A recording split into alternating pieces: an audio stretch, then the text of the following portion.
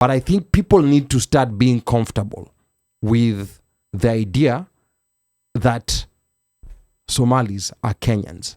And Ruto will get the Somali vote.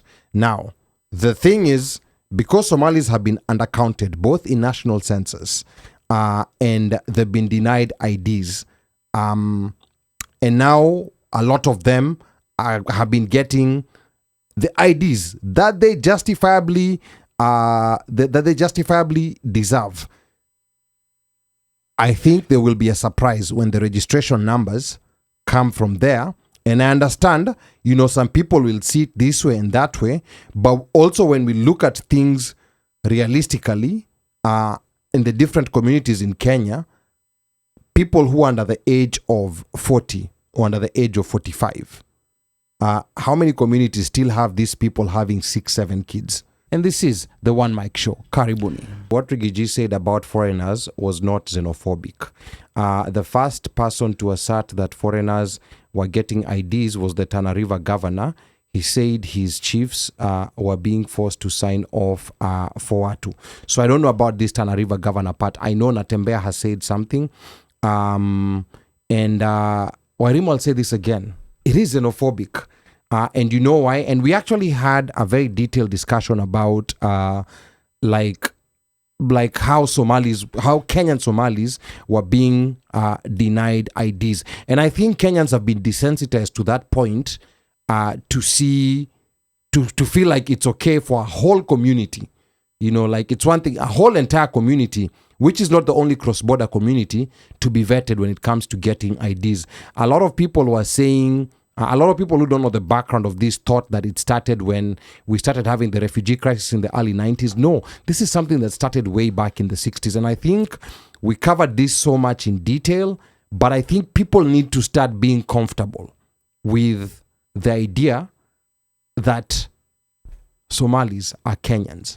And I will tell you, in a legit census that's done, and I know this is a very uncomfortable topic, we know that, and of course, Ruto is trying to take advantage of the numbers because he does understand that there's a very big number in that community of Kenyans who, for years, have been denied IDs. So he's not doing this necessarily out of the goodness of his heart. He's doing it so that he can win votes in 2027. On this one thing, I will say it, everybody knows how I feel about Ruto, but on this one thing, I will say this is one thing that he got right. And I know this is a very unpopular position because people had gotten to the comfort of treating all Somalis like suspects. You have to prove that you're Kenyan before you get an ID.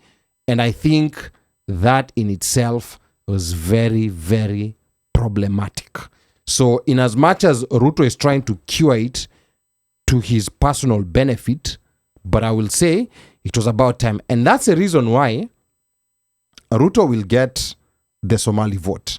Now, the thing is, because Somalis have been undercounted both in national census and they've been denied IDs, and now a lot of them have been getting the IDs that they justifiably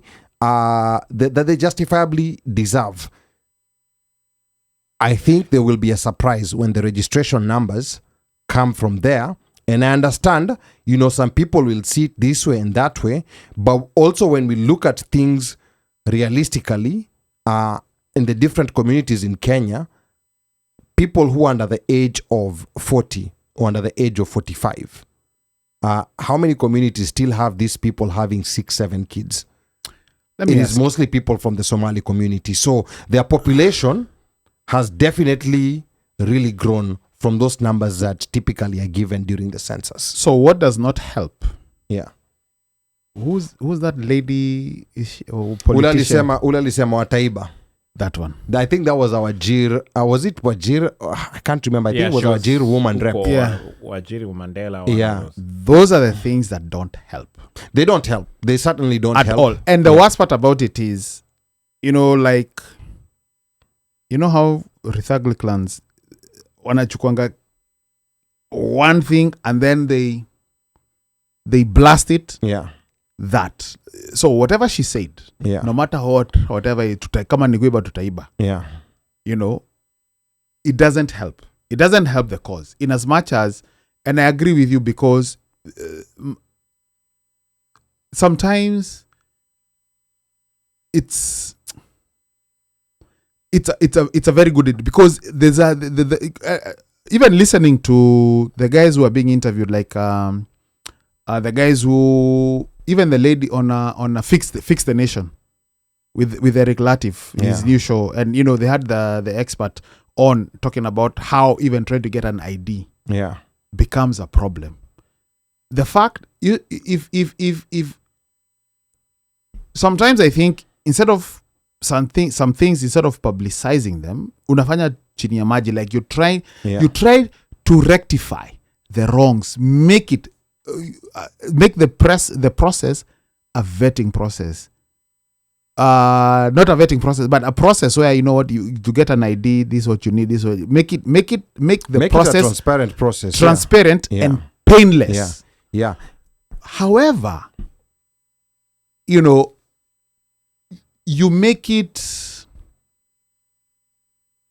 public. That's okay.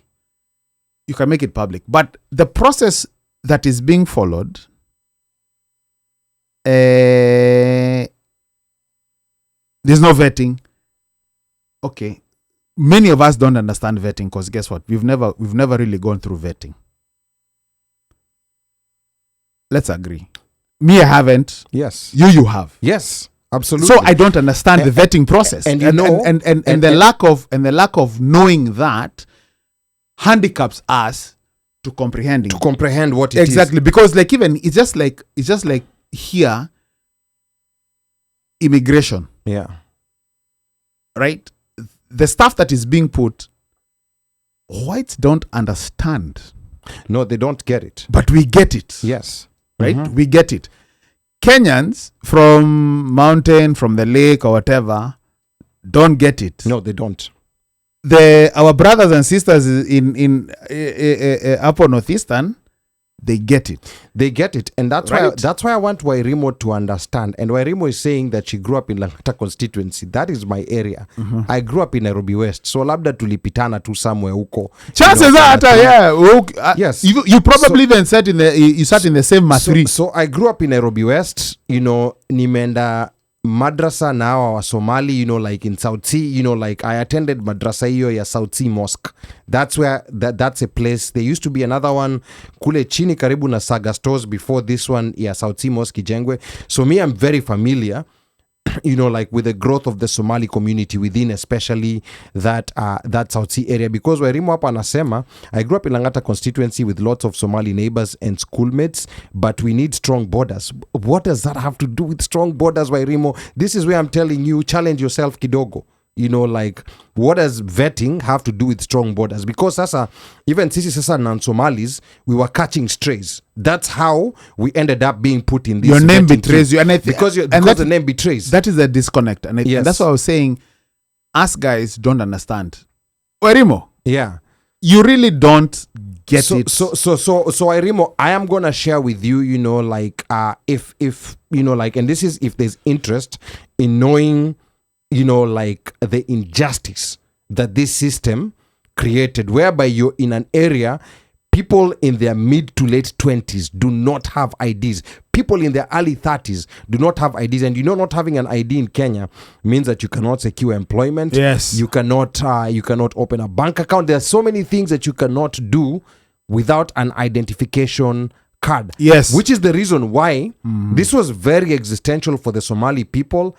And for me personally, you know, like, in as much as I hate Kasongo, in as much as I just want to see him disappear and go to Sugoi and keep selling chicken, but I would not blame the people of Northeastern, because whatever they were experiencing was very, very existential, and no president wanted to tackle it from independence until now. I want you to respond to Bakora's statement, but before that, Wairimo, how easy or how difficult was it for you to get your ID?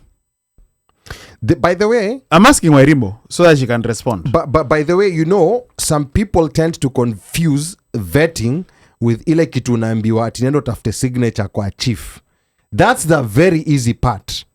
That's a very easy part. Spice FM, NTV Fixing the Nation, kina Eric Latif, they did an amazing job. Right. So if you really want to, this is not the right platform. If you really want to understand, just go there. Because what's the process? Because I want to, the reason I'm asking, it's the process. Muhammad Ali, Jichopevu 6 month old. Yes. What security is there for a 6 month old? Like looking that's for that's what I'm asking. That's what I was asking Wairimo. What exactly did she go through? Even to just get an ID. But you see, I think the problem and because an ID where I can't blame Wairimo, I think the problem is that people have been desensitized to see this other group as a security problem and make it okay to say that everyone in this community, before they get an ID, they need first of all to prove that they are bona fide Kenyans who are not a threat to the republic. And that is why. Yeah. And that is that right there. That's why I'm asking how easy was it for her, or how hard was it for her? Yeah. To get an ID. Okay. I'm just asking for. I'm just looking at something simple as an ID. Yeah. What did she have to do? Vis-a-vis what Ali had to do to get an ID. There you go. Unaget. That is it. Simple question. That is it. Bakora panasema there's no xenophobic argument to reach out to Somali community who run back home. Minnesota Mall, Ohio, Columbus, Nashville, Eastleigh won't be going up if no security and confidence. Hapo Bakora jieleze kidogo, like bado sijakuelewa vizuri. But hapa Bakora anasema how many Congolese, Burundians, Somali come out from Kenya to abroad to invest back home, who invest in Eastleigh Mall. Again, number to call 202-683-4570. Press star 5 to speak. I don't think Gypsy Kona anasema it's sad to blame Somalians for our flaws. This means education is the key. Uno Mike. No, I was gonna say, well, yeah. The thing is scapegoating. Yeah. All we're talking about is this: how hard it is to verify or to get an ID. Yeah. Period. Yeah. If you are Wairimo, ama Sisol, or Mosh, ama Mika or Chieng or whatever, unaenda mambo kuisha.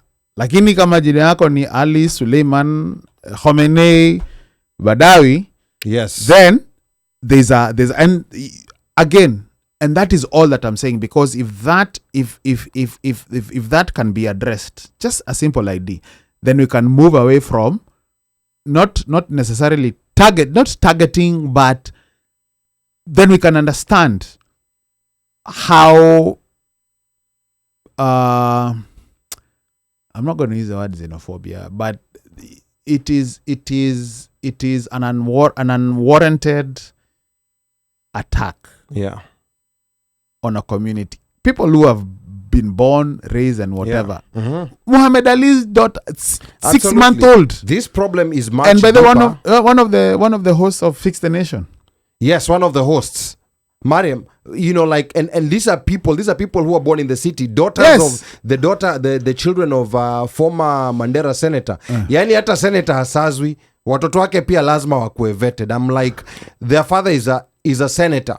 Is a senator in the Kenyan Senate. But they still have to go through. And that is why I'm saying they still have to go through. And that was my question to Wairimo. For you, how easy it was. Yeah. Uni politician akona shida. Muturi ama Otieno ama Wafula. Okay.